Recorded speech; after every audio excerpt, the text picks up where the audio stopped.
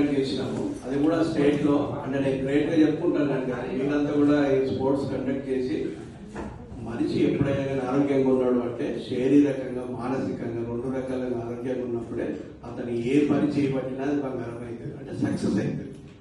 ఇక్కడ చాలా మంది హార్డ్ వర్క్ చేస్తున్నారు కానీ కొద్దిగా ఏంటంటే వీళ్ళకు కొద్దిగా మానసికంగా కూడా కొద్దిగా క్యాడర్ డిఫరెన్స్ చూపిస్తున్నారు.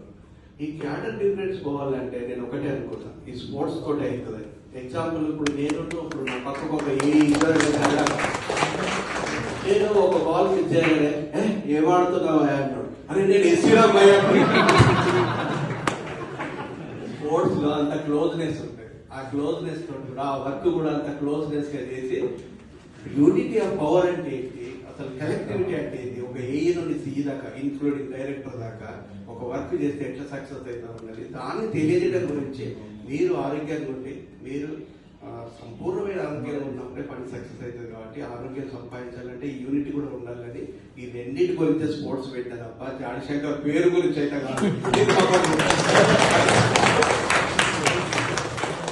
తర్వాత ఈ స్పోర్ట్స్ గురించి పర్మిషన్ అడగండి, మనకు మేడం గారు పర్మిషన్ ఇవ్వడం, మేడం మాత్రం మీరు పెద్ద సపోర్ట్ కొట్టాలి.